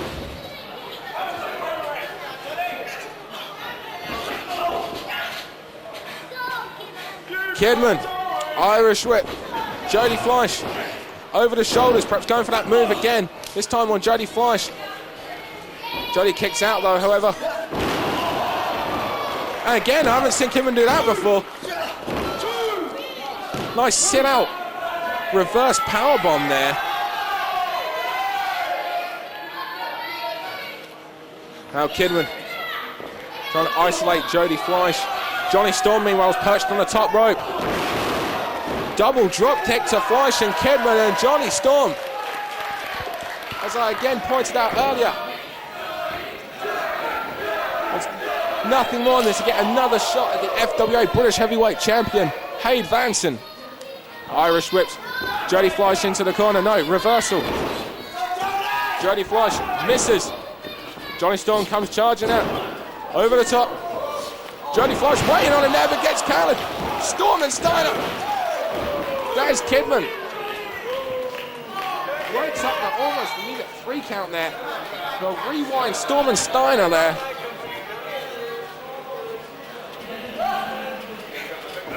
Kidman goes underneath. Boots in the midsection there. Powerbomb on Jonny Storm. He hits it. 1, 2. Jody Fleisch there to make the save and break the count.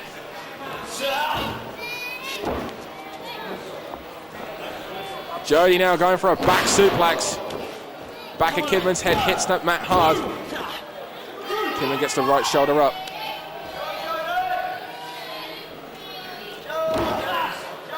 Pace having to almost slow down here now because all three men have taken it to such levels early on in this encounter.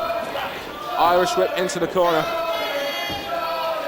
Handspring back elbow there. And Jody Fleisch drop kicks Jonny Storm out of the ring. He's trying to isolate Kidman, perhaps setting him up for that 720 DDT or maybe the shooting star press.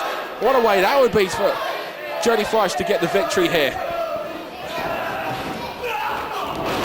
Flying clothesline. Jody Fleisch is turned inside out. And Kidman, just like that, now back in control. And now Kidman set up for another powerbomb. No. Kidman gets backdropped over the top rope. And now Jonny Storm and Jody Fleisch in the ring together. And Jonny Storm takes out Kidman and the barricade and about 7 fans in the front row. That leaves. And Jonny Storm.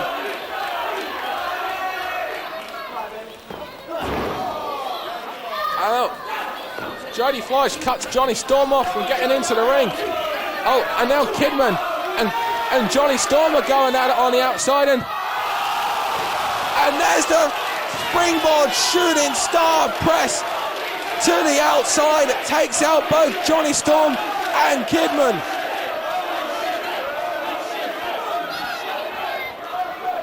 Jody Fleisch showing Kidman how it's done here in the FWA.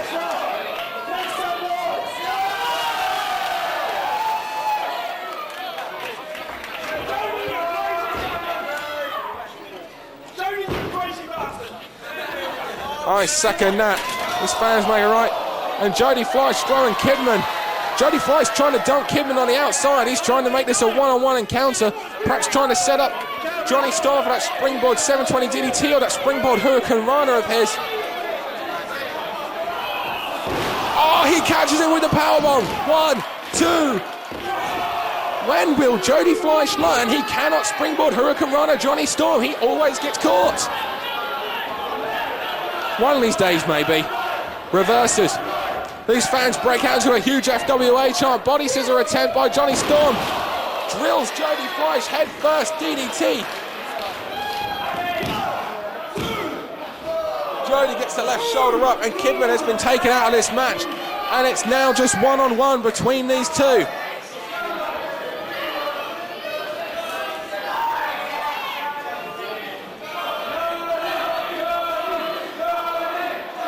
These fans, some fans now screaming for Jody, some fans screaming for Jonny. Irish whip, reversal. Jonny Storm catches him, but using the momentum of that kick, Jody Fleisch enziguris Kidman down, and no, I cannot be seeing what I think comes. Oh dear Lord, during this entire time that these two have been going out, Kidman has made his way up to the balcony and maybe just wants a better view. He's taken time out of the match, doesn't want to compete anymore. And now Jody Fleisch and Jonny Storm going out on the inside, and wait a minute! FWA!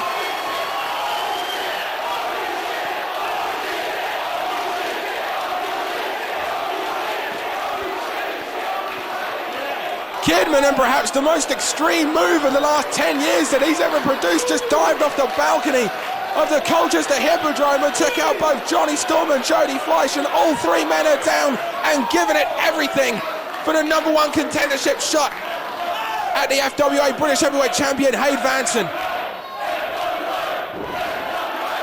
And you can hear the crowd going nuts for this FWA action.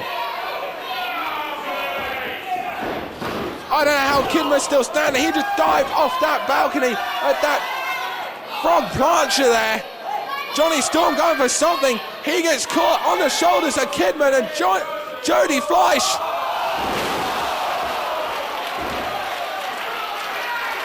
Holy. that doomsday runner. Jody Fleisch hit the runner on Johnny Storm, who was perched on the shoulders of Kidman. It took everything of Jody Fleisch though to hit that. Kidman saw an opportunity to go for the victory. Gets a 2 count on Jody Fleisch. These fans have seen one epic encounter. Suplex. No, Jody Fleisch over the back. Standing drop kick. Took the head of Jody Fleisch off. 1, 2, 3, no! Jody Fleisch in the last split second. That was 2 9/10, I think. Here comes Johnny Storm. Rolls up Mahi Stroll Cradle. Gets a 2 count. And now perhaps Johnny Storm. All 3 men exhausted. They've given everything they possibly can. Johnny Storm now with a series of punches.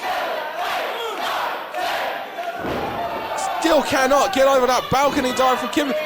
Kidman is barely standing. Wonder kick set up perfectly.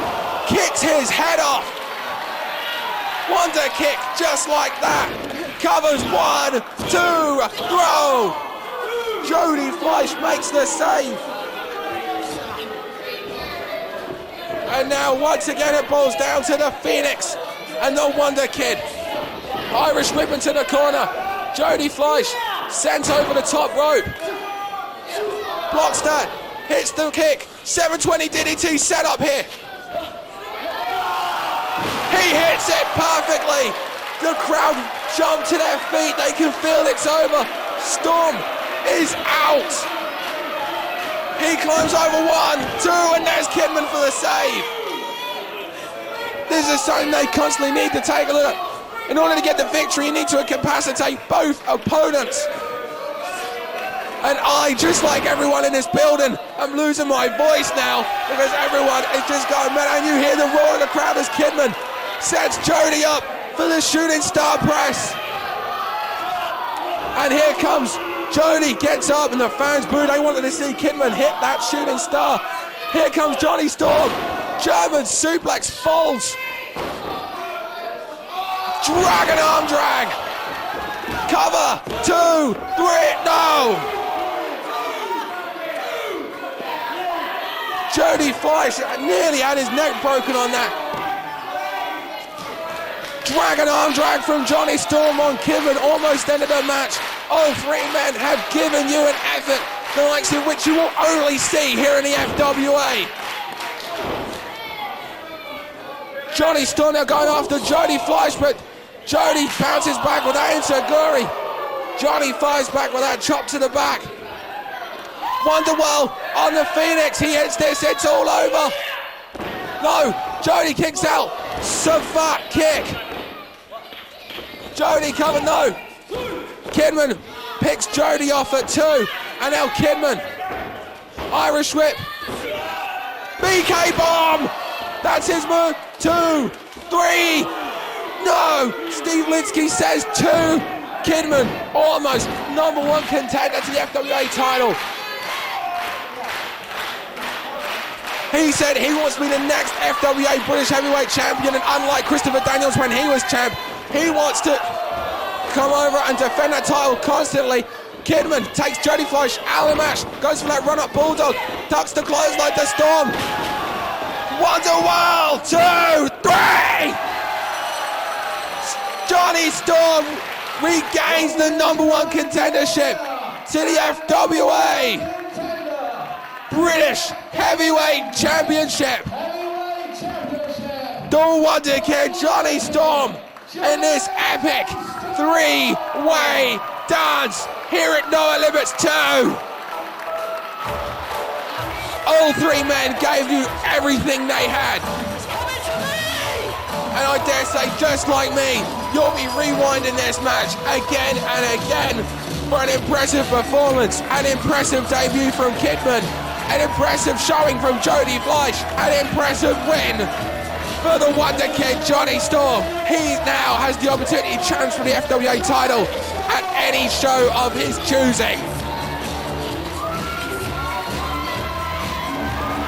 Ladies and gentlemen, from the Colchester Hippodrome, after this epic encounter, this three-way dance of frontier proportions,